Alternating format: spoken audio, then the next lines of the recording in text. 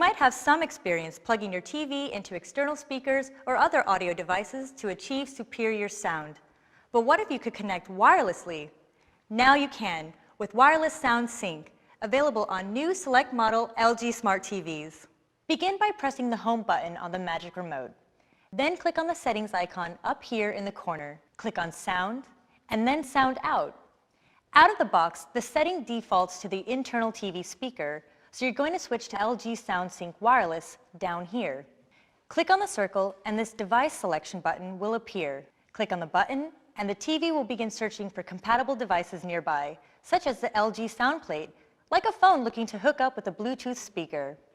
Press the LG TV button on the remote control of select model LG sound plates to put the sound plate into pairing mode.